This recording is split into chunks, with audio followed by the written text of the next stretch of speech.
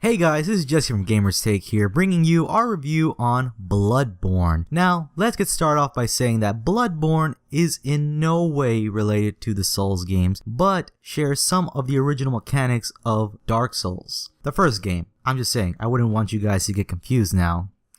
Anyways, in BloodBorne, you play as a new-bound hunter ready to take his or her place in the hunt. And it's your duty as a hunter to, well, hunt. Duh. The beasts in the game, and these beasts can range from infected townsfolk to werewolf men, all the way to gigantic bosses that await you. Now let's talk about some of the things that BloodBorne gets right. The fighting mechanics of this game are spectacular. They are very fast-paced. Graphics-wise, this game is aesthetically pleasing to the eye. It was going for that really old Victorian Gothic type look, and I think it really did a good job trying to bring that to the game. Another thing that it offers is the soundtrack. The soundtrack of the game really sets the mood. It really picks up during epic boss battles, which I love. The weapons of the game are another huge hit. There are a total of 25 weapons, which is a plenty amount of weapons in the game, each one having its own characteristic, each one its own style. Some are very slow, some are pretty fast. Now, the amount of bosses in this game is insane. There are a total of 15 bosses, but wait, there's more. There is a 16th boss you can fight in the game. However, you have to have 3 special items in this game in order to fight that boss, so just keep that in mind. Another major hit of this game was the character customization. The in-depth customization you can do in this game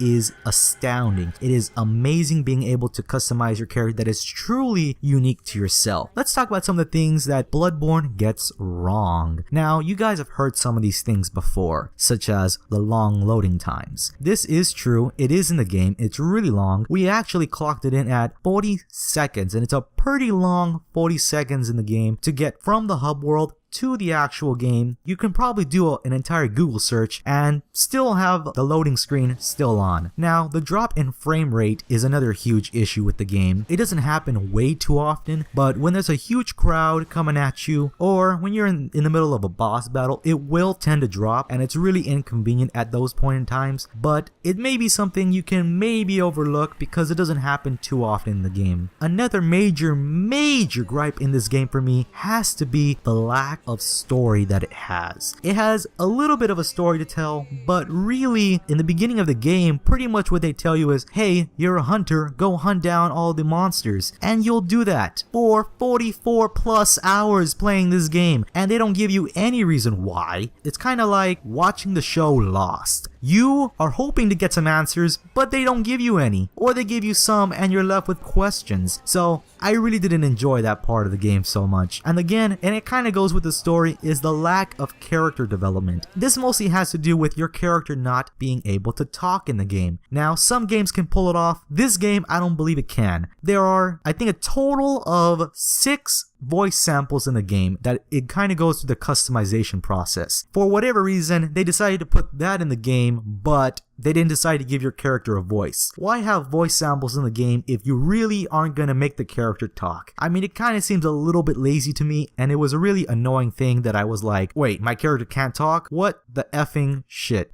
So maybe you guys can look past that, but I certainly couldn't. And it kind of goes again with the story that there is a lack of interesting characters in the game. There are a couple of NPCs you can interact with in the game, but really you won't be noticing them too much. There are 2 of them that you will most likely be always seeing around, and it's mostly in the hub world, but really one of them is like hardly ever there, or you have to go looking for that one. The other one is always in the same place and really has nothing to offer in the game. They kind of keep, or she kind of keeps repeating the same thing over and over again. It's really annoying. If you can play the game, or if you can play any game on mute, which I kind of did for this game, your game kind of failed a little bit, or in fact maybe it failed a lot. Let me give you my final thoughts on this game. This game, it is a really good game. It is a grind. It's pretty hard, especially in the beginning, but once you level up, you kind of level the playing field a little bit. The bosses are well done. They are pretty scary at first, but once you are able to fight them at least a couple times, you are no longer afraid and you can take them on easily. Now, there are plenty of things wrong with the game. Loading time, frame rate, all that stuff that I just mentioned. I think the real nail in the coffin for this game has to be that there is no story. You guys let me know, did the Souls games have any story to them? And if they did, well, kind of tell me what they were about. Leave it in the comment section below and I'll be sure to check that out. If you don't care about so much of a story in this game, I would recommend it to you. But for those of you looking for a story, this game has none. It pretty much plays the Lost game with you. You won't get pretty much any answers. The fact that they have 3 endings to this game and neither one of them is a satisfying ending to a lackluster story is a pretty big no-no. Now, let's go to the final verdict. I have to rate this game a 7 out of 10. That's being a little bit generous just because I kind of enjoyed playing it, but if I had to play it again, I probably would not. That's it for this video, guys. I hope you guys enjoyed it. Give it a thumbs up if you enjoyed this video. Give it a thumbs down if you thought this video completely sucked. As always, don't forget to subscribe to this channel for future videos, and I'll see you guys in the next one. Peace.